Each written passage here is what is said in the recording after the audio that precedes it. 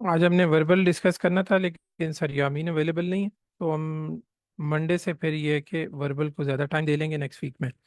तो ये 2 दिन में फिर हम क्वांट ही करेंगे।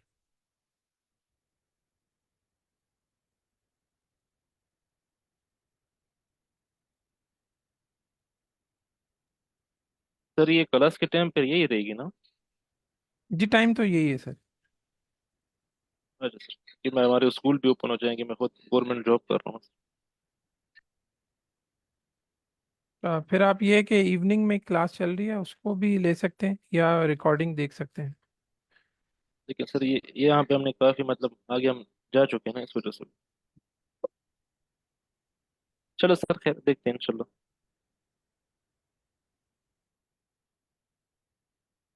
चलें स्टार्ट करते हैं। कल हमने क्वेश्चन 9 तक कर लिए थे। क्वेश्चन नंबर 10 को पढ़ें। अगर किसी को आइडिया होता है वो एक्सप्लेन कर सकता है, तो वो बेशक अनम्यूट करके एक्सप्लेन करे।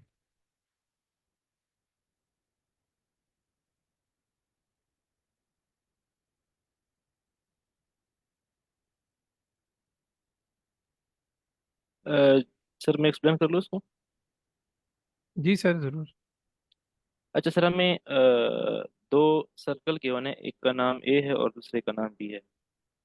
जो सर्कल ए है उसका रेडियस आर है, और सर्कल बी जो है उसका जो रेडियस है वो 3/4 आर है। तो ये हमसे रेशो मांग रहे हैं कि जो सर्कल ए है उसका एरिया और सर्कल बी है उसकी एरिया का जो रेशो है वो फाइंड आउट कर लो। जी ये सर, मांग रहे हैं हमसे। बिल्कुल सही है। आप को आइडिया हुआ है कि इसको सॉल्व कैसे करेंगे? जी जी सर, मैं बस मुझे थोड़ा थोड़ा सा टाइम दे दे, मैं कर रहा हूँ। ठीक है, हमें दो डिफरेंट सर्कल्स के रेडियस दिए हुए और उनके एरिया की रेशियो उन्होंने हमसे पूछी है कि उनका अगर रेडियस ये हो तो उनका एरिया का रेशियो क्या होगा, और नीचे ऑप्शंस हैं कि इनमें से कुछ भी आप सेलेक्ट करें।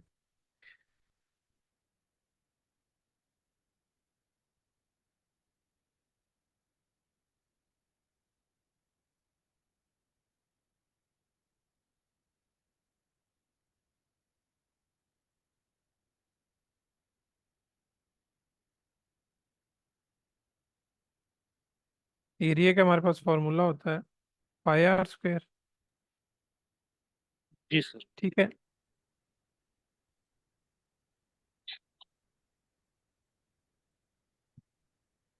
अब अगर ये सर सर्कल। जी सर। सर मेरे पास इसका आंसर आ रहा है 16/9, हाँ 16/9। ई, ऑप्शन ई सही है।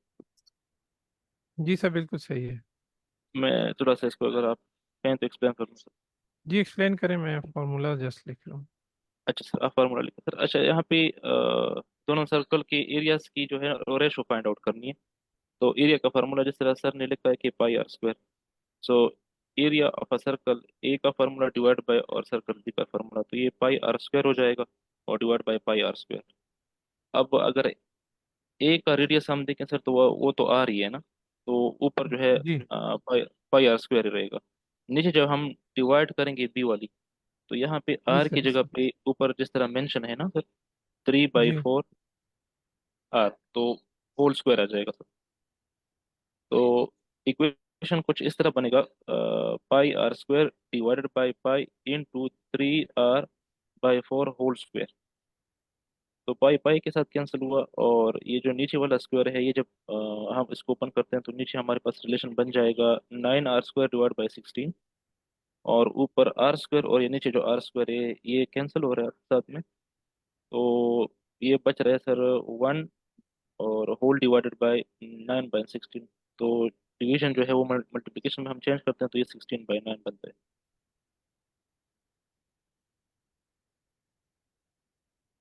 मैंने थोड़ा सा जल्दी में बोलिए सर, अगर आप स्टेप बाय स्टेप लिखना चाहें तो मैं दोबारा नहीं, बता दूंगा। बिल्कुल सही है। वो अगर किसी को समझ ना आए तो वो पूछ सकता है। ये दो हमारे पास एरियाज आगे जो रेडियस की वैल्यूज दी हुई थी उनकी बेसिस पे। ठीक है, ये एरिया बी है और ये ए सर्कल का एरिया है। अब इन दोनों की रेशियोज बेसिकली उन्होंने हमसे पूछी हैं। तो जो हमारे पास सेम टर्म्स हैं उनको हम कैंसिल आउट भी कर सकते हैं या इग्नोर कर सकते हैं। जैसे ये पाई और r² है, यहाँ से भी ये कट जाएगा, तो ये जस्ट 1 बचेगा और ये 9/16 बच जाता है। तो हमारे पास ये इस तरह कुछ बनती है। ठीक है। और अगर हम इसको इस फॉर्म में लिखना चाहें, सॉल्व करना चाहें, क्योंकि इस फॉर्म में अभी ये रेशियो हमने बनाई नहीं, 1 × 9/16 है। तो आंसर चॉइसेस की बेसिस पे अगर हम इसको कन्वर्ट करना चाहें तो रेशियो का मतलब हमें पता होता है कि ये डिवीजन होती है, तो 1/9/16 है बेसिकली ये, जिसे आप फिर अगर फ्लिप करते हैं डिनोमिनेटर को ऊपर ले जाके तो ये 16/9 बन जाता है। और 16/9 को आप 16/9 भी लिख सकते हैं और 16/9 भी कह सकते हैं, जो कि ऑप्शन ए है। आप ये अगर किसी को इसमें कोई चीज़ समझ ना आई हो तो वो पूछ सकता है। सर अगर स्टार्ट से थोड़ा सा एक्सप्लेन कर दें, क्योंकि शुरू में मुझे समझ नहीं आई, क्योंकि फार्मूला बनाने की समझ नहीं आती कैसे इसको सॉल्व करना है स्टार्ट से। अच्छा, वर्ड प्रॉब्लम में सबसे पहले आपने देखना होता है कि आपसे वो डिमांड क्या करें। ठीक है, इसमें हमसे पूछ रहे हैं what is the ratio of area of circle A to the area of circle B, कि दो सर्कल के एरिया की रेशियो बतानी है। तो सबसे पहले तो हमें एरिया पता होंगे तो हम उनकी रेशियो बताएंगे। तो मतलब कि हमने एरिया ऑफ सर्कल ए भी निकालना है और एरिया ऑफ सर्कल बी भी निकालना है। अब एरिया का फॉर्मूला आपको याद करना होगा कि किसी भी सर्कल का एरिया निकालने के लिए ये फॉर्मूला है πr²। ठीक है, आर इसमें रेडियस होता है उस सर्कल का। तो अब क्योंकि यहाँ पे रेडियस की वैल्यूज हमें उन्होंने खुद दी हुई हैं कि सर्कल ए का रेडियस क्या है, आर है, और सर्कल बी का रेडियस क्या है, 3/4 आर है। तो इस r² के अंदर हम ये दोनों वैल्यूज अलग अलग पुट करेंगे जैसे हमने की थी। तो यहाँ पे तो ये फॉर्मूला आर ही रहा, क्योंकि हमने उसको आर ही कंसिडर किया हुआ है सर्कल ए के केस में। ठीक है, जो वैल्यू उन्होंने दी हुई है। लेकिन सर्कल बी के केस में वो 3/4 × R है, जो हमने ये पुट किया। तो इसमें हमारे पास जो एरिया की वैल्यू आई थी वो ये थी, π × 9/16 R²। ठीक है, अब दो एरियाज की वैल्यूज आ गई, उनको जस्ट हमने अब रेशो की फॉर्म में कन्वर्ट करना था।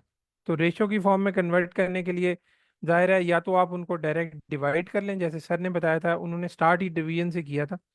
तो आप मतलब ऐसे कह सकते हैं, अगर आपने दो चीज़ों की रेशो बतानी है, मतलब एरिया ऑफ ए और एरिया ऑफ बी की रेशो बतानी है, तो आप उनको डिवाइड कर सकते हैं डायरेक्ट। ठीक है, तो ऊपर πr², ये सर्कल ए का एरिया, और नीचे πr² × 9/16, ये सर्कल बी का एरिया था। तो ये πr² और πr² कैंसिल हो जाएगा, और 1/9/16 था, जिसे आप अगर इस तरह सॉल्व आउट करते हैं तो ये 16/9 बनता है, जिसे आप 16/9 भी कहते हैं। हमने रेशोज में ये चीज़ पढ़ी थी कि आप रेशियोज को फ्रैक्शन में भी लिख सकते हैं, रेशियो को इस तरह 2 करके भी लिख सकते हैं, दो डॉट भी लगा सकते हैं। तो ये बहुत सारी डिफरेंट लैंग्वेजेस हैं रेशियो को रिप्रेजेंट या एक्सप्लेन करने के लिए। एक्सक्यूज मी सर, जी जी। ये सर आपने यहाँ पे आई थिंक थोड़ी सी मिस्टेक की है। नीचे जो है ना, ये पाई आर, आर की जगह पे आपने 3/4 × R ये पुट करना था। यहाँ पे आई जी थिंक, जी हाँ। जी ऐसा ऐसा वो जी मैंने सर। असल में डायरेक्ट लिख दिया ना, क्योंकि ठीक है सर, लिख। इसके साथ आर भी था ना, जी ये बिल्कुल। वाला।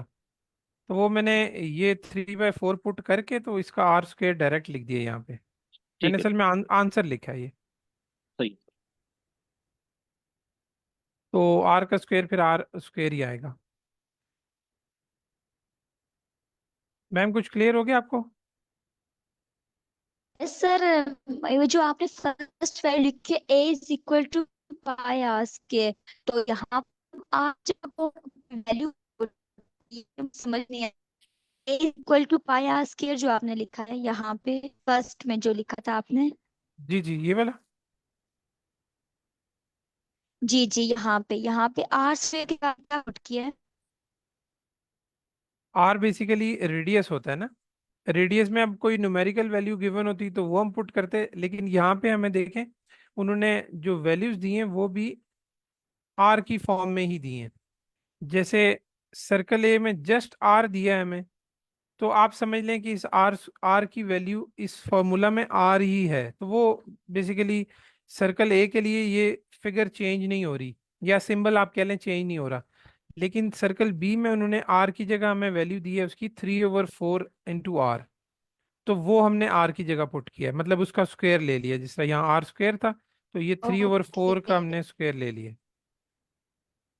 ओके सर, ठीक है, समझ आ गई है, thank you. Okay, next question देखते हैं जी। अब मल्टीपल चॉइस आ गई, और इसमें देख लें ऊपर लिखा हुआ है for question 11 to 12 select all the number choices answer choices that apply.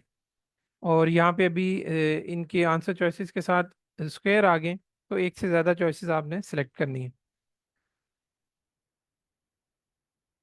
Question number 11 है, a flat rectangular flower bed with an area of 2400 square feet is bordered by a fence on three sides।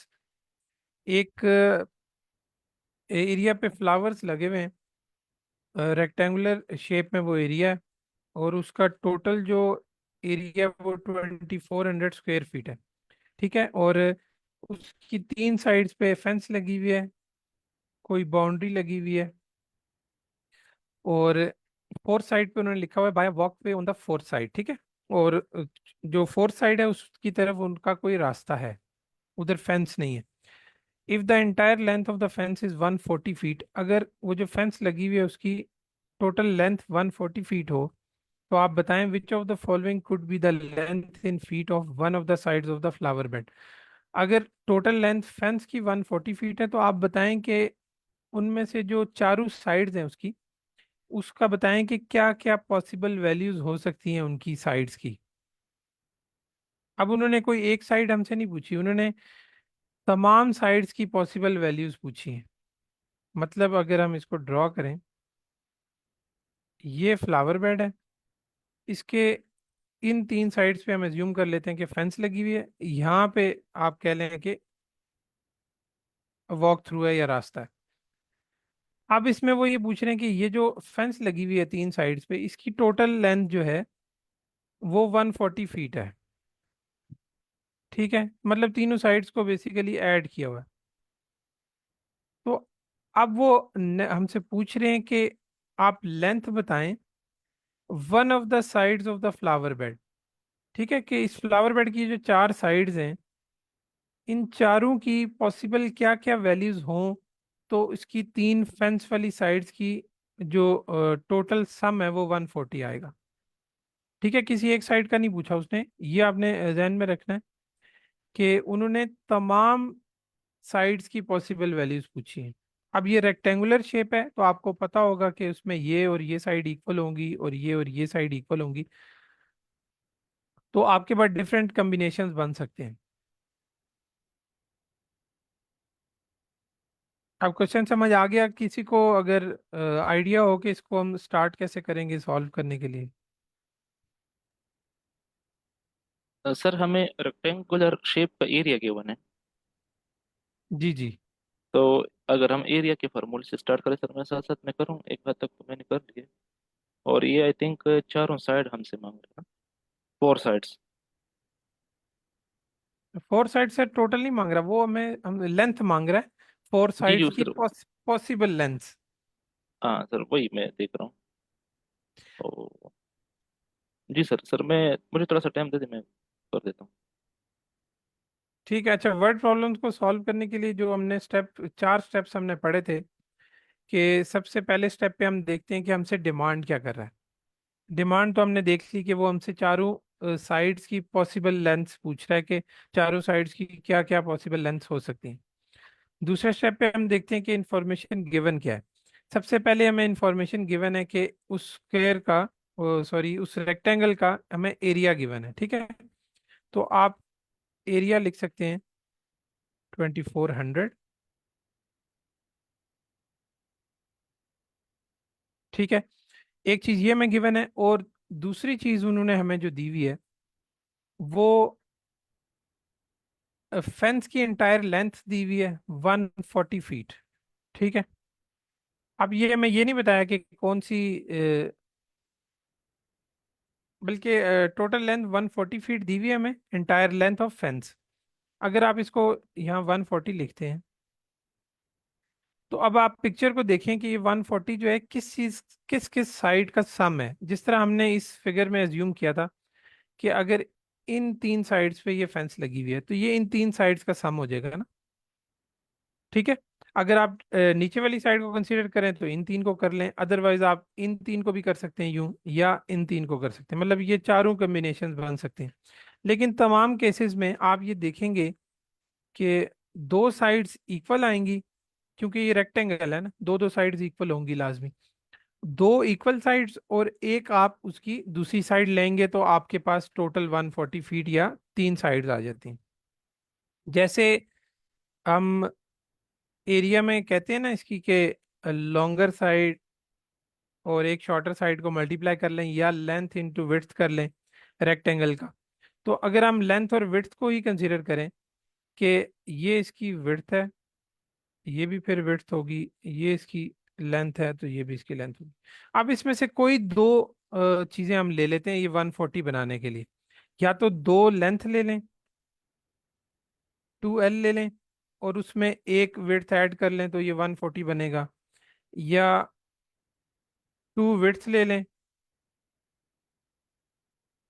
To width ले सकते हैं हम, बिल्कुल ले सकते हैं। To width ले लें और एक लेंथ ले लें, तब भी इसका 140 ही बनेगा। ठीक है, वो ये बेसिकली उन्होंने इंफॉर्मेशन हमें गिवन है। ये चीज़ समझ आ गई, ये इक्वेशन हमने कैसे बनाई है।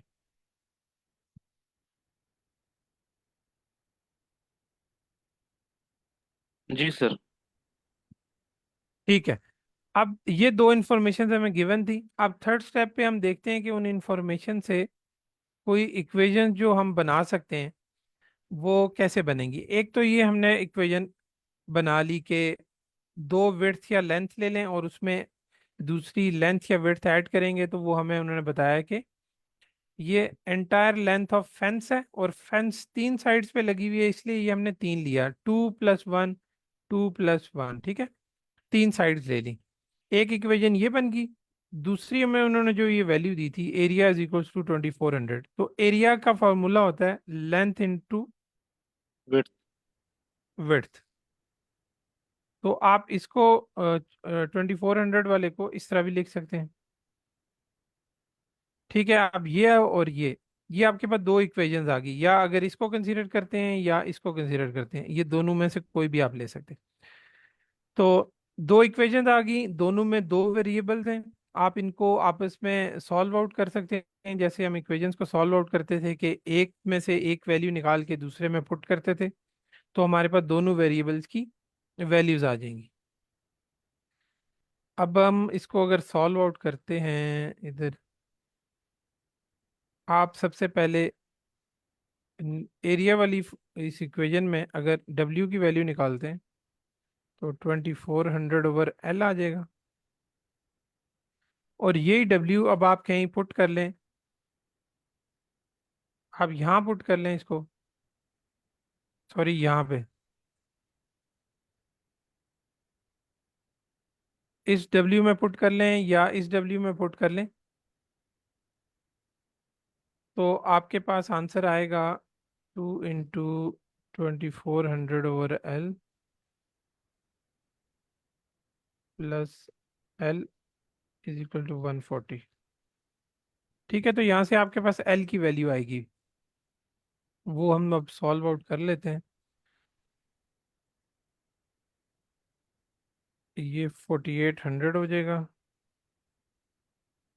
और L+L, मैं इसको यहाँ पे लिख देता हूँ।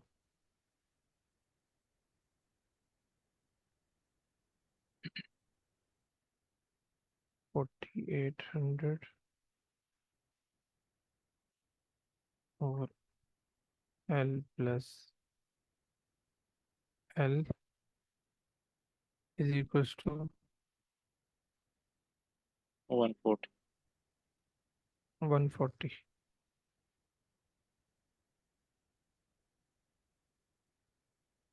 अभी सेल को आप इस तरफ क्रॉस मल्टीप्लाई कर सकते हैं, आप एलसीएम भी ले सकते हैं।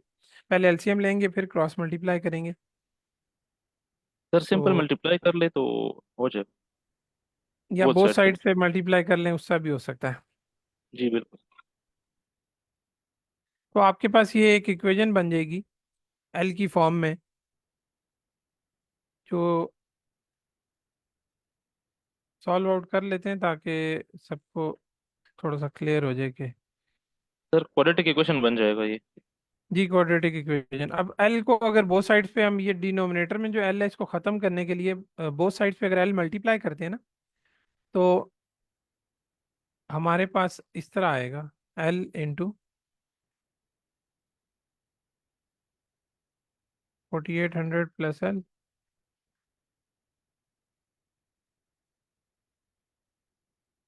इस तरह ही होगा सर।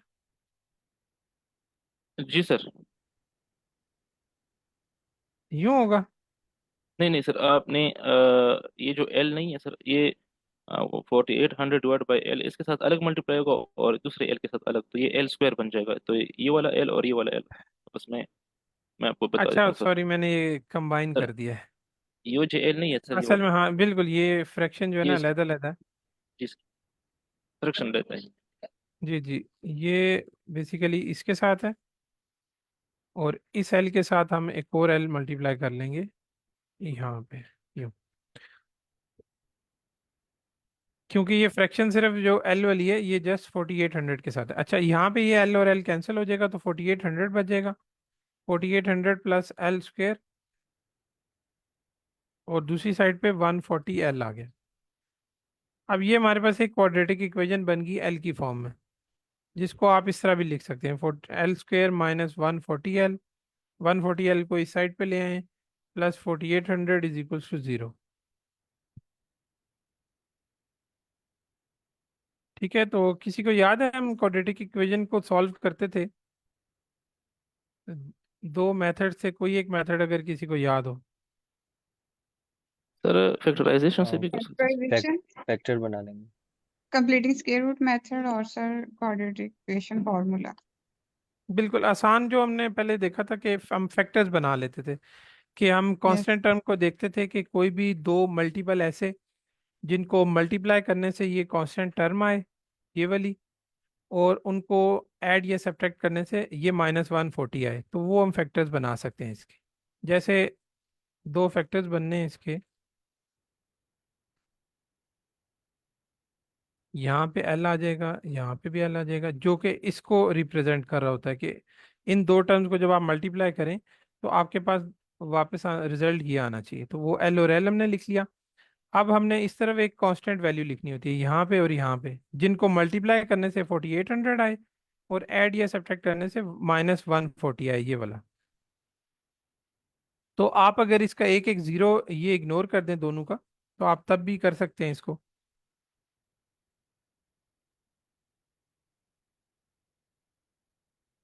तो इसके कम्बिनेशंस कोई आप सोच सकते हैं 4800 के लिए।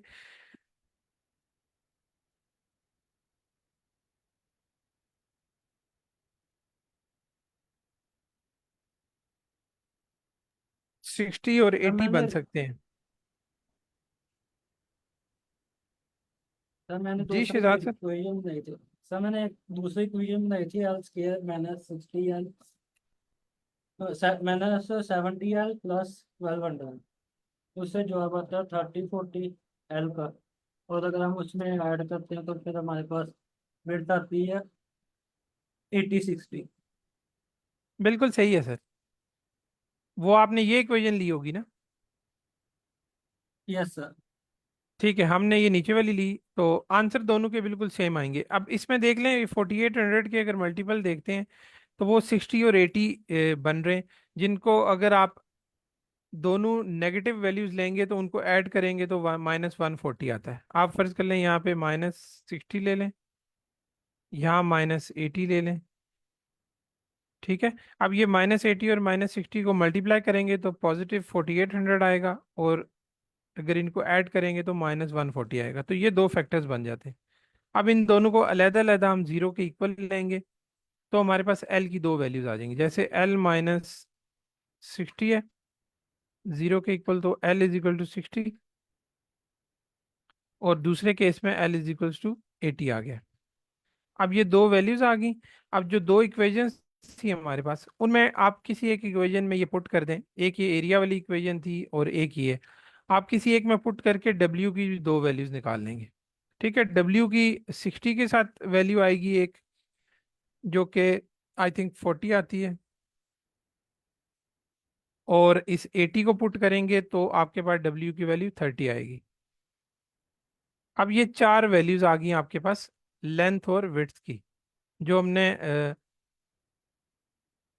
रेक्टेंगुलर शेप बनाई थी फ्लावर बेड की, उसके लिए चार पॉसिबल वैल्यूज आ गई उनकी साइड्स की। अब आप ऑप्शंस को देखें कि ये चार वैल्यूज आपको यहाँ पे मिल रही हैं या नहीं मिल रही। जी सर, 30, 40 और 60, 80 ये आ रहा है। अब ये 30, 40, 60 और 80, ठीक है, जी सर। ये चारों ऑप्शन इसका आंसर है। अब इंडिकेट ऑल सच लेंस है, ठीक है, आपने ये चारों को सिलेक्ट करना है। अगर चार में से आप तीन सिलेक्ट करते हैं तब भी आंसर आपका गलत ही होगा। ठीक है, इसके चार आंसर थे।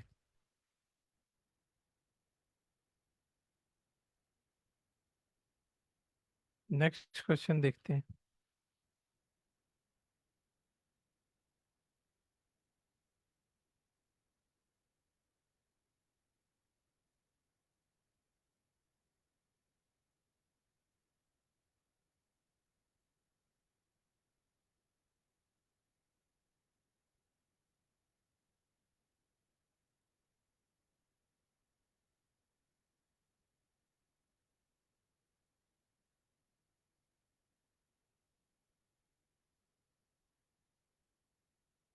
इस क्वेश्चन में हमारे पास एक्स वाई प्लेन में क्वाड्रेंट्स के बारे में वो पूछ रहे हैं कि ये जो ऊपर फिगर दी हुई है उसमें चार क्वाड्रेंट्स गिवन है,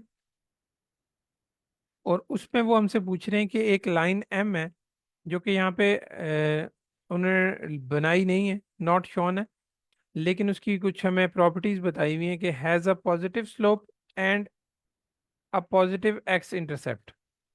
ठीक है, कि उस लाइन की स्लोप भी पॉजिटिव है और उसका इंटरसेप्ट एक्स इंटरसेप्ट जो है वो भी पॉजिटिव है। तो line M intersects which of the quadrant, तो वो लाइन बताएं कि कौन कौन से क्वाड्रेंट में से पास करेगी। तो इसमें सबसे पहले तो हमें ये पता होना चाहिए One. कि पॉजिटिव स्लोप हो तो उसका क्या मतलब होता है, और पॉजिटिव एक्स इंटरसेप्ट का क्या मतलब है। कोई एक्सप्लेन कर दे अगर आइडिया है तो। तो सर ये Uh, एक्स एक्स जो पॉजिटिव एक्स एक्सिस है इस पे इसको काट रहा है ना, तो आप sir, एक्स positive एक्सिस पे value. पॉजिटिव भी कोई भी वैल्यू ले लें, एक पॉइंट ले लें, इसको अगर हम एक्सटेंड करें उस लाइन को बोथ साइड पे, आप सर यहाँ पे ड्रा करें, नया ड्रॉ कर लूँ या इसी को एक्सटेंड कर दूँ। या इसी को इसी पे कर लें सर फिर। अच्छा। या सर यहाँ पे कोई एक पॉइंट ले लें, या And सर मैं बता देता हूँ, फॉर एग्जाम्पल यहाँ पे मैं सर नहीं, इसी एक्स एक्सेस पे एक पॉइंट ले लेना सर, एक्स एक्सेस पे पॉजिटिव या जी, यहाँ ले लेते sir, हैं। कोई पॉइंट, हाँ। अब ये यहाँ से लाइन ऊपर भी पास कर, इस तरह नीचे भी पास कर लें। ठीक है, मैम असमा आप कुछ कह रही हैं, आप बोल सकती हैं। जी सर, सर मेरे ख्याल से ये वो जो 0 पॉइंट है ना वहां से शुरू होगी, 0 पॉइंट से शुरू होगी और ये ऊपर तक जाएगी। ये ऐसे होगी, इधर से पॉजिटिव जाएगी ऊपर को 1 की तरफ ना। आप यहाँ से कह रही यूँ। Yes yes yes. अच्छा, चलें इसको एक्सप्लेन करते हैं अभी। अ, एक तो उन्होंने हमें ये दिया हुआ है कि पॉजिटिव स्लोप है, ठीक है, पॉजिटिव स्लोप का मतलब क्या होता है ये भी हम देख लेते हैं। और दूसरा ये कि पॉजिटिव एक्स इंटरसेप्ट है। अच्छा, इंटरसेप्ट ये होता है कि अगर एक्स इंटरसेप्ट है तो वो ये बता रहे हैं कि वो एक्स एक्सिस पे लाइन कहाँ से कट कर रही है, ठीक है, एक्स इंटरसेप्ट वो वैल्यू होती है। इसी तरह वाई इंटरसेप्ट हो तो वो बताता है कि इस वाई एक्सिस पे वो लाइन कहाँ से इस वाई एक्सिस को कट कर रही है। तो जब हमें उन्होंने ये बताया कि पॉजिटिव एक्स इंटरसेप्ट है, तो पॉजिटिव एक्स इंटरसेप्ट का मतलब ये है कि उसमें एक्स की जो वैल्यूज हैं वो पॉजिटिव होंगी, मतलब वो किसी पॉजिटिव एक्स वैल्यू से ही एक्स इंटरसेप्ट आपको मिलेगा, या एक्स एक्सिस को वो जस्ट एक्स की पॉजिटिव वैल्यूज में से ही कट कर रही है। तो एक्स की पॉजिटिव वैल्यूज यहाँ से स्टार्ट होती हैं, इस तरफ जाती हैं, ठीक है। ये जो ओरिजिन है जो आपने बताया मैम, यहाँ पे एक्स की वैल्यू 0 है, वो पॉजिटिव नहीं है, ठीक है। तो उससे राइट साइड पे तमाम राइट। वैल्यूज एक्स की पॉजिटिव हैं, लेफ्ट साइड पे नेगेटिव हैं। तो वो उन्होंने खुद ही बताया कि वो पॉजिटिव एक्स इंटरसेप्ट है, मतलब कि वो लाइन यहाँ कहीं से एक्स को एक्स एक्सिस को कट कर रही है, मतलब क्रॉस कर रही है। तो आप जीरो तो ज़ाहिर है नहीं ले सकते इस केस में। तो आपको ये पता है कि अब वो पॉसिबल है कि इस पूरी एक्स एक्सिस पे, इस कहीं भी इस लाइन पे वो एक्स एक्सिस को कट करके जा रही है। ठीक है, अब दूसरी चीज उसमें बताई है उन्होंने कि पॉजिटिव स्लोप है। पॉजिटिव स्लोप हमें ये बताती है, हमने पहले भी डिस्कस किया था ज्योमेट्री में, कि अगर स्लोप पॉजिटिव हो तो उसका मतलब होता है कि अगर एक्स की वैल्यू बढ़ती है तो उसके साथ वाई की वैल्यू भी इंक्रीज करेगी। अगर एक्स की वैल्यू बढ़ने से वाई की वैल्यू इंक्रीज करे तो उस लाइन की स्लोप पॉजिटिव होती है। अगर एक्स की वैल्यू बढ़ने से वाई की वैल्यू डिक्रीज करे तो उसकी स्लोप नेगेटिव होती है। और अगर वैल्यू चेंज ना हो तो वो जस्ट इस लाइन पे ही रहती है। ठीक है, जस्ट एक्स एक्सिस पे ही रहती है जहां पे फिर वाई जीरो होता है। ठीक है, तो अब पॉजिटिव स्लोप का मतलब ये है, एक तो उन्होंने बताया कि हमें इस लाइन पे कहीं भी, हम फर्ज कर लें एक ये पॉइंट ले लेते हैं हम, क्योंकि हमें पॉजिटिव एक्स इंटरसेप्ट पता है, तो हम एक ये पॉइंट ले लेते हैं, एज्यूम कर लिया हमने। अब दूसरी चीज उन्होंने ये बताई कि इसकी स्लोप भी पॉजिटिव है, मतलब कि एक्स की वैल्यू जैसे ही बढ़ती जाएगी तो उसके साथ वाई की वैल्यू भी बढ़ेगी। वाई की वैल्यू अपवर्ड पोजीशन पे बढ़ती है, अपवर्ड साइड पे। तो आप इसको अगर यहाँ पे ड्रॉ करें यूं, तो अब आप देखेंगे कि यहाँ पे एक्स की वैल्यू बढ़ रही है, साथ इसकी वाई की वैल्यू भी बढ़ रही है, कि ये लाइन राइज कर रही है। ठीक है, तो ये इस तरह आपकी लाइन बन सकती है। आप इसको दूसरी साइड पे भी सेम अगर आप एक्सटेंड करते हैं तो ये लाइन ये यूं बनेगी। ठीक है, तो अब ये यहाँ से हमें पता चला कि ये क्वाड्रेंट 1, 3 और 4 में से क्रॉस कर रही है। और जब भी लाइन पॉजिटिव स्लोप रखे और उसका एक्स इंटरसेप्ट पॉजिटिव हो, तो वो लाजमी है कि उसका वाई इंटरसेप्ट नेगेटिव होगा, क्योंकि वो यहाँ पे अगर मिनिमम वैल्यू भी ले लें, आप जीरो से थोड़ी सी भी आगे वैल्यू ले लें पॉजिटिव एक्स इंटरसेप्ट की, तो वो जब भी लाइन नीचे से गुजरेगी, बेशक वो जीरो के बहुत करीब हो, लेकिन वो वाई की नेगेटिव वैल्यू यहाँ पे दे रही होगी इस जगह पे जहाँ पे वाई इंटरसेप्ट जो आएगा।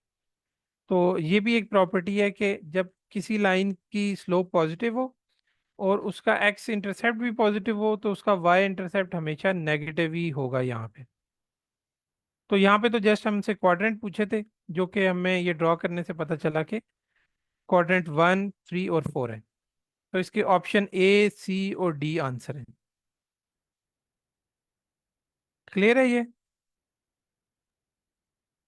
जी सर। इसके 1, 2 और 4 नहीं होंगे? क्योंकि आपने बोला ना एक्स की वैल्यू बढ़ रही है, तो वाई की वैल्यू भी बढ़ेगी, लाइक यहाँ से ऐसे कुछ आएगा, ऐसे करके।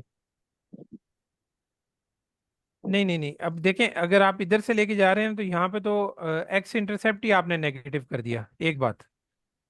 हम्म। ठीक है, वो क्रॉस यहाँ से कर रही है ना, एक्स एक्सिस को सिर्फ इस जगह से क्रॉस कर सकती है, क्योंकि उन्होंने खुद बताया कि एक्स इंटरसेप्ट पॉजिटिव है। ठीक है, और साथ बताया कि वो पॉजिटिव स्लोप है, तो वो यहाँ से राइट साइड की तरफ जा रही है। यूं लेफ्ट साइड से भी एक लाइन आ सकती है, लेकिन उसकी स्लोप नेगेटिव हो जाती है। ठीक है, तो वो राइट साइड की तरफ राइज कर रही है लाइन। आपको वो पॉजिटिव और नेगेटिव स्लोप का जो कॉन्सेप्ट है ना, वो ये देखना होगा कि जब पॉजिटिव स्लोप हो तो लाइन यूं जाती है, नेगेटिव स्लोप होगी तो लाइन यूं आएगी। अब इन दोनों में डिफरेंस क्या है? यहाँ पे देखें, एक्स की वैल्यू जब बढ़ रही है, ये एक्स एक्सिस है, ये हम्म। वाई एक्सिस है। जब एक्स की वैल्यू बढ़ रही है तो इसमें ये वाई की वैल्यू भी बढ़ रही है। ठीक है, इस लाइन में, तो इसको हम कहते हैं पॉजिटिव स्लोप है।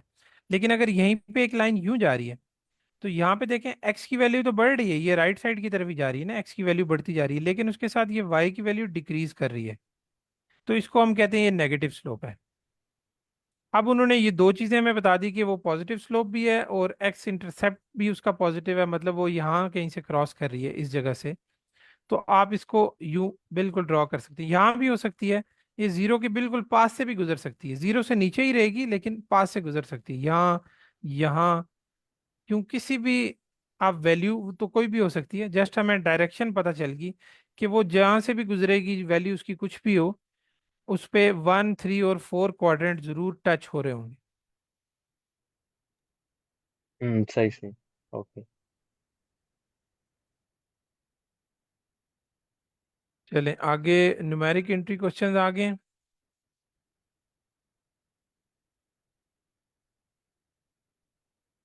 इसमें देखते हैं क्वेश्चन नंबर 13। अब इसमें आपने वैल्यू कैलकुलेट करके, ये जिस तरह आर के आगे बॉक्स दिया हुआ है, इसमें आपने वैल्यू पुट इन करनी होती है, ठीक है, वैल्यू लिखनी होती है। इस तरह अगर आप कोई वैल्यू कैलकुलेटर से वहाँ पे कैलकुलेट करते हैं, जो ऑन स्क्रीन कैलकुलेटर में गिवन होता है, अगर आप उसमें कोई वैल्यू कैलकुलेट करते हैं तो उसके नीचे एक ट्रांसफर का ऑप्शन लिखा होता है, मतलब ट्रांसफर का बटन ही कह लें बना होता है। उसका मतलब ये होता है कि अगर आप इस बॉक्स में जो भी आपका कैलकुलेटर पे आंसर आया है उसको डायरेक्ट ट्रांसफर करना चाह रहे हैं, आप अलहदा से टाइप नहीं करना चाह रहे, तो आप उस ट्रांसफर पे क्लिक करेंगे तो वो उस क्वेश्चन के बॉक्स में वैल्यू शिफ्ट हो जाएगी। ठीक है, तो वो आपका टाइम बचाने के लिए वो ट्रांसफर का ऑप्शन भी वहां पे मौजूद होता है। चलें क्वेश्चन नंबर 13 को देखें। In the figure above, if r divided by r plus s is equal to 5/8, what is the value of r? अब ए में आर और एस यहाँ पे फिगर से पता चल रहा है कि ये एंगल्स हैं, जिस तरह ये ऊपर इनके ये सर्कल बना हुआ है, ये बताता है कि ये एंगल्स हैं। ठीक है, तो अब हमसे पूछ रहे हैं कि ये जो अबव फिगर है, अगर उसमें ये इक्वेशन हो तो आप वैल्यू ऑफ आर बताएं, मतलब ये एंगल बताएं, आर का एंगल वो बेसिकली हमसे पूछ रहे हैं। तो इसके लिए सबसे पहले तो हमें ये पता होता है जो एक सर ये ट्रू बात लाइन की। जी जी, आप बता दें। सर ये वो 112.5 आ रहा है आर की वैल्यू। सही निकालिए सर आप। मैं बताता हूँ सर, थोड़ा सा एक्सप्लेन कर लो सर। जी जी जरूर। अच्छा सर, जिस तरह देखें क्लियर कट मेंशन भी है डायग्राम में, ये आर और एस जो है वो एंगल है, तो स्ट्रेट लाइन पे जो एंगल है वो उसका सम 180 के बराबर होता है। तो यहाँ पे नीचे अगर हम, हाँ सर, नीचे अगर हम देखें if r divide by r plus s, तो आर प्लस एस बराबर हो जाएगा r plus s is equal to, ये 180 के बराबर है।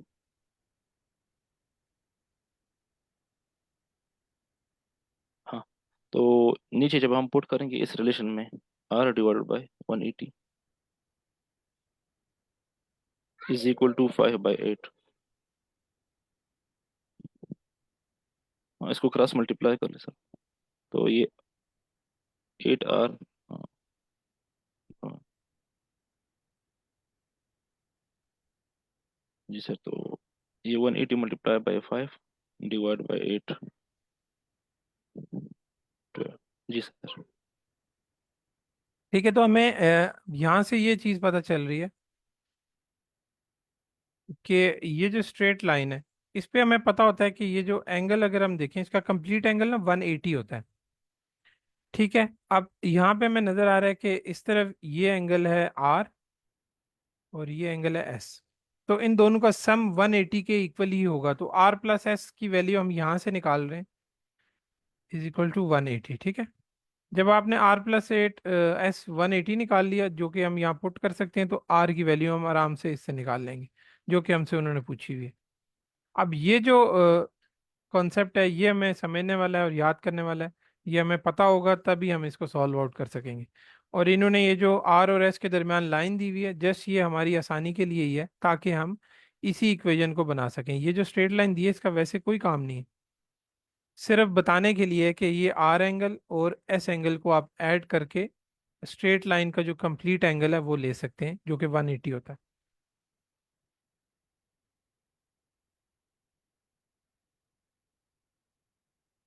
ओके, यहाँ पे ये ख़त्म हो गया चैप्टर।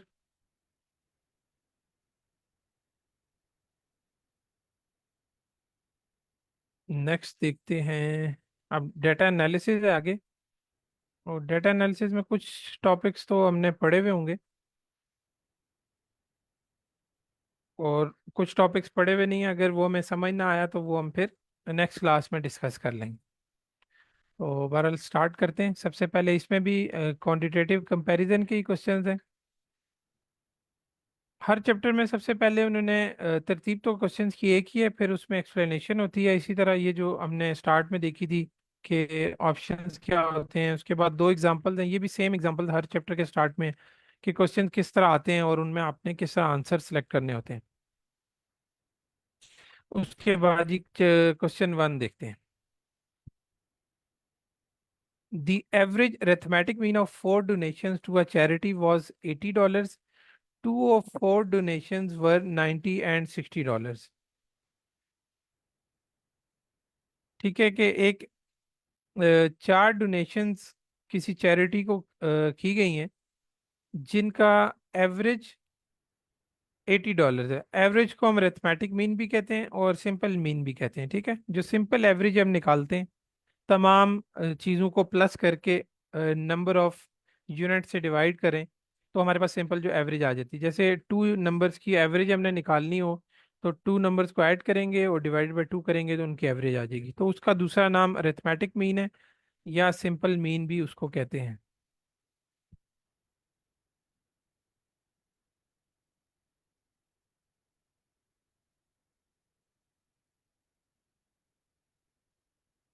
तो इस क्वेश्चन में भी देखें, 4 डोनेशंस हैं जिनकी एवरेज 80 है और उन 4 में से 2 डोनेशंस उन्होंने हमें बता दी हैं कि एक डोनेशन है $90 और एक है $60। तो अब हमसे क्वांटिटी ए में उन्होंने जो वैल्यू गिवन है, the average of other 2 donations, 2 donations तो दी हुई है 90 और 60। अब बाकी 2 जो डोनेशंस गिवन नहीं है उनकी एवरेज और क्वांटिटी बी में एक वैल्यू दी हुई है $80, उसको हमने कंपेयर करना है आपस में। तो सबसे पहले तो एवरेज ऑफ अदर 2 डोनेशंस हमें पता होना चाहिए ना, उसके बारे में आइडिया हो कि वो क्या होगा, तब हम उसको $80 से कंपेयर करेंगे। तो हम कैसे निकाल सकते हैं बाकी दोनों नंबर्स की एवरेज?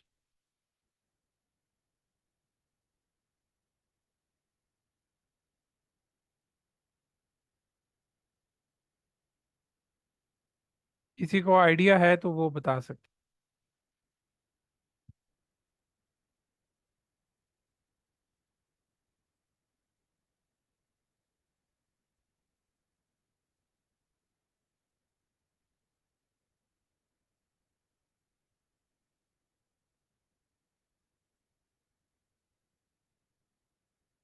चलें, आप इसमें अगर सिंपल एवरेज का फॉर्मूला भी ले लें कि अगर हमारे पास 4 डोनेशंस हैं, 1,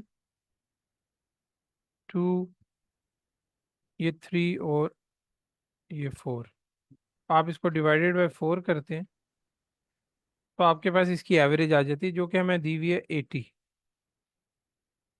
ठीक है, आप इसमें 80 ले लेते हैं और इस 80 में आपके पास अभी ये जो 4 वैल्यूज हैं, 2 तो आपके पास गिवन है।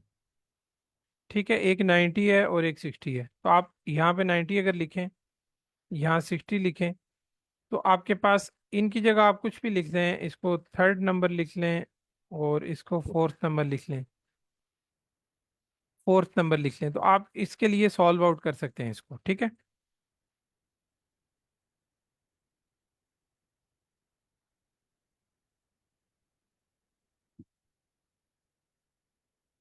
ये 320 सर आपने लिखा है। सर 170 नहीं आएगा?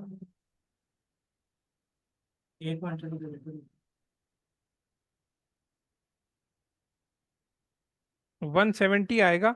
अगर आप इसको सॉल्व आउट करते हैं ना तो थर्ड और फोर्थ नंबर का जो सम है, क्योंकि वो हमारे पास आ जाता है 170। ठीक है, अब हमने 2 नंबर तो हमारे पास आ गए, ये सर ने जैसे सॉल्व किया 170 आता है। अब 170 हमें पता चल गया कि 2 नंबर्स का सम आ गया जिनकी हमें एवरेज चाहिए। हमने नंबर्स का सम निकाला है, उनकी एवरेज चाहिए। तो सिंपल हमें पता है कि अगर सम को हम उन्हीं के नंबर से डिवाइड कर लें, क्योंकि वो 2 नंबर हैं तो 2 से डिवाइड करेंगे, अगर 3 होते तो वो 3 से डिवाइड कर लेते, तो जस्ट हमारे पास 85 आ जाएगा। ठीक है, तो 85 आंसर आ जाता है इसका, इस क्वांटिटी ए का। अब आप इसको कंपेयर कर सकते हैं क्वांटिटी बी से, तो हमारे पास क्वांटिटी ए ग्रेटर आई है, तो ऑप्शन ए इसमें हम लेंगे। ये क्लियर है सबको? जी सर, बिल्कुल ऐसी। ठीक है, दूसरा इसमें एक और वे भी है कि आप इन तमाम वैल्यूज़ को आपस में इस तरह कंपेयर कर सकते हैं कि आप इन दोनों को ऐड करें, ठीक है, 90 प्लस 60, तो ये कितना बनता है? 150। ठीक है, 150 को डिवाइडेड बाय 2 करें, मतलब इनकी एवरेज हम देखना चाह रहे हैं बेसिकली, तो वो 75 आई है। ठीक है, अब अगर दो नंबर की एवरेज 4 नंबर की एवरेज से छोटी आ रही है, तो ये हमें अंडरस्टूड होना चाहिए कि बाकी दो जो नंबर्स हैं उनकी एवरेज इस टोटल एवरेज से ज़्यादा होगी। ठीक है, ये एक ट्रिक है इसमें कि अगर दो नंबर की एवरेज टोटल एवरेज से कम आई है, तो बाकी दो नंबर जो उसमें अननोन है उनकी एवरेज इस टोटल एवरेज से ज़्यादा होगी, तो उनकी एवरेज 80 से ज़्यादा होगी। तो जब ये 80 से ज़्यादा है तो वो ऑब्वियस सी बात है इस 80 से बड़ा है।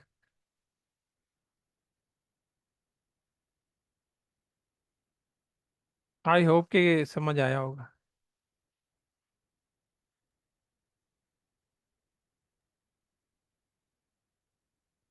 चलिए नेक्स्ट क्वेश्चन देखते हैं। जी जी क्लियर है वो। ठीक है।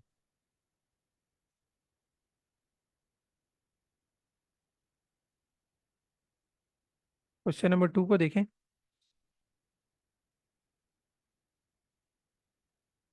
As distribution of employees of a business.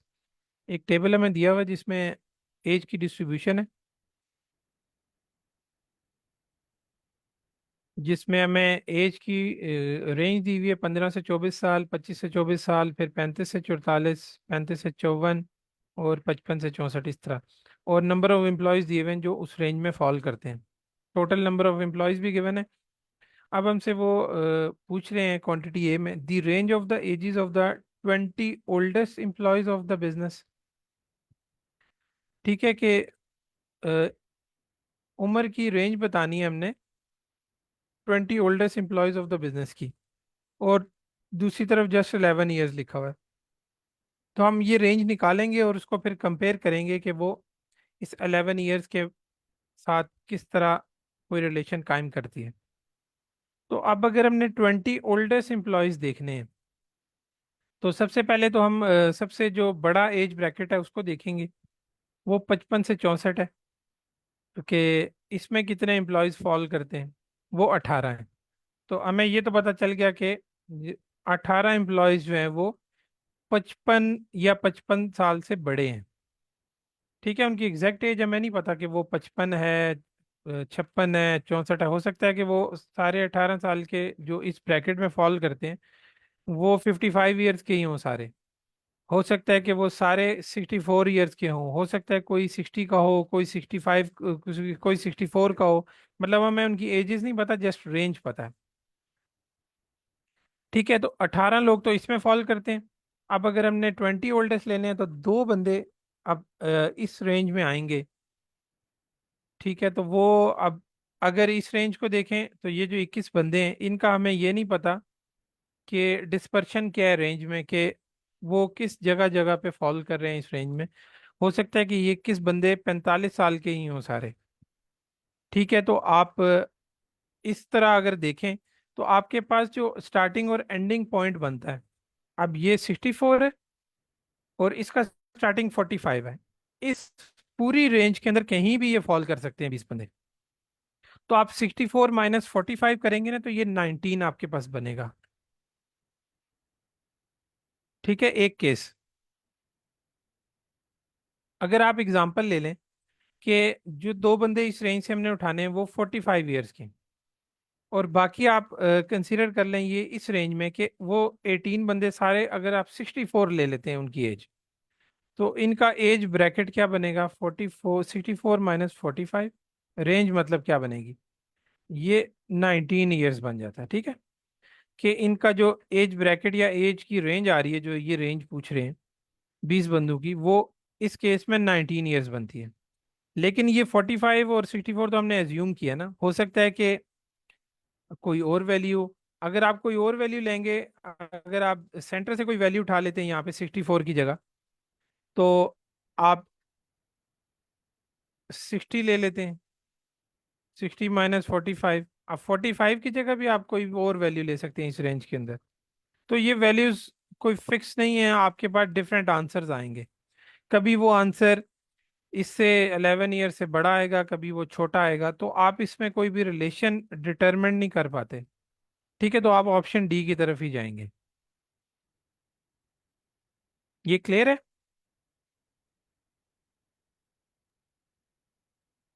जी। ठीक है, क्वेश्चन नंबर 3 देखते हैं। इसमें क्वांटिटी ए में है the sum of first 7 positive integers, और क्वांटिटी बी में है 7 times the median of the first 7 positive integers.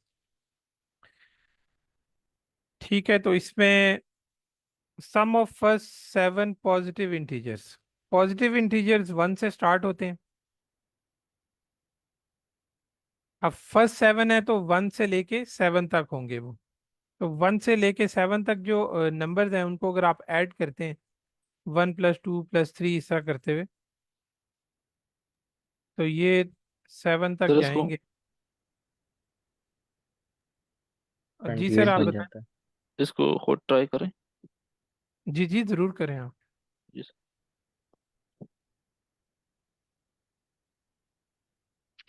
अब क्वांटिटी ए की वैल्यू हमने ये निकाली है, दूसरे में उन्होंने पूछा है 7 times the median of the first 7 positive integers. ठीक है, जो इन 7 पॉजिटिव इंटीजर्स का मीडियन है, उसकी उसको 7 टाइम्स अगर आप देखेंगे तो क्वांटिटी बी आपके पास आएगी। अब थोड़ा टाइम देते हैं, सर ने जैसे कहा कि आप भी ट्राई करें, अगर तो समझ आपको आता तो एक्सप्लेन कर सकता है आप में से कोई भी। 1। सर इसका सम 28 आता है। और यहाँ पे अब क्वांटिटी बी में जो है ये कह रहे हैं ना कि 7 टाइम ऑफ मीडियन। और तो इसका जो मीडियन है अगर हम अरेंज फॉर्म में लिखे तो मीडियन जो है वो जो मिडल वाला हिस्सा होता है वो 4 आ रहा है ना। तो इसको जी 7 टाइम करने से वो भी 28 आता है। तो यहाँ पे ऑप्शन सी बनते हैं जहाँ पे वो दोनों मतलब इक्वल हो। ठीक है, अब यहाँ पे भी देखें फर्स्ट 7 पॉजिटिव इंटीजर्स है, तो ये फर्स्ट 7 पॉजिटिव इंटीजर्स मैंने लिखे। अब इसमें मीडियन क्या है? मीडियन हमें पता है मिडल वैल्यू होती है। यहाँ पे मिडल वैल्यू हमारे पास ये 4 है, 4 हमारे पास मीडियन आ गया। ये जैसे सर ने भी यहाँ लिखा है कैलकुलेट करके। अच्छा, 4 मीडियन आ गया, और मीडियन का हमने 7 टाइम्स लेना है। टाइम्स का मतलब होता है मल्टीप्लीकेशन। ठीक है, तो इसको 7 से जस्ट हमने मल्टीप्लाई करना है, तो इसकी 7 टाइम्स वैल्यू आ जाएगी जो कि 28 आती है। क्वांटिटी ए भी हमने ये सम ऑफ फर्स्ट 7 पॉजिटिव इंटीजर्स 28 निकाली, और क्वांटिटी बी में भी जो उसने डिमांड किया था वो भी 28 आया। तो ये दोनों क्वांटिटीज आपस में इक्वल हैं, तो इसमें ऑप्शन सी होगा।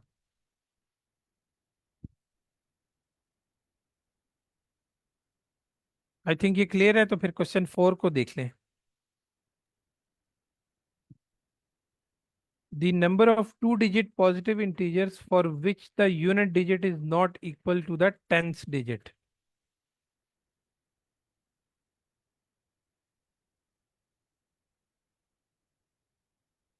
अब the number of two-digit positive integer,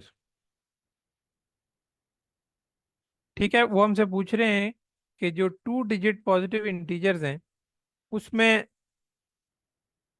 unit digit और 10 डिजिट जो हैं आपस में इक्वल नहीं है। ऐसे 2 डिजिट नंबर्स जिनका यूनिट डिजिट और 10 डिजिट आपस में इक्वल नहीं है, उनका टोटल नंबर बताना है, मतलब उनको गिन के हमने टोटल बताना है। सबसे पहले तो हमें पता होना चाहिए ना कि टोटल 2 डिजिट नंबर होते कितने।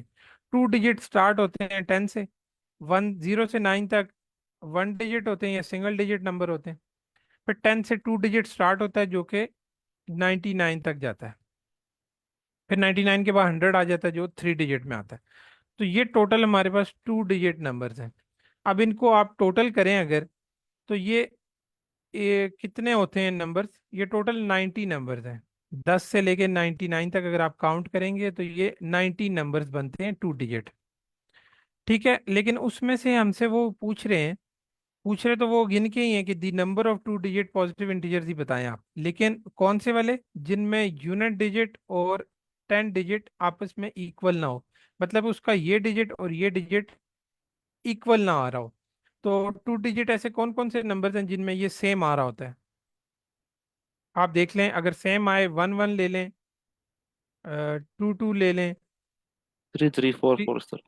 3 3, ये 11 के मल्टीपल जितने भी हैं, ये अप टू 99 तक, ठीक है, 44 55 66 इस तरह, 77 88 और 99।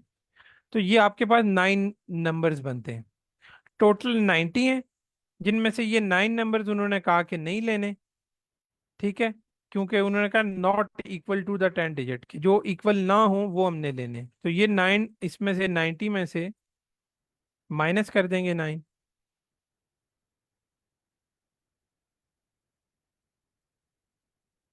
तो आपके पास आ जाएगा 81, ठीक है। तो क्वांटिटी ए आपके पास आई 81, और क्वांटिटी बी है आपके पास 80, तो quantity A is greater, so option A. ठीक है, जी ये ठीक क्लियर हो हो गया। गया। जी जी। चलिए, चलिए हमारा सर। टाइम पूरा हो गया है।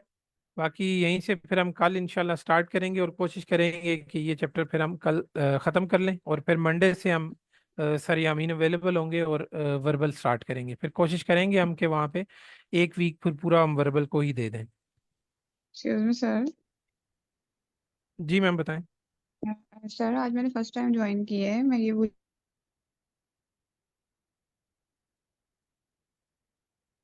मैम आपकी आवाज़ चली गई है। आ- आपकी आज फर्स्ट क्लास है, उससे आगे आपकी आवाज़ मैम ख़त्म हो गई थी, समझ नहीं आई।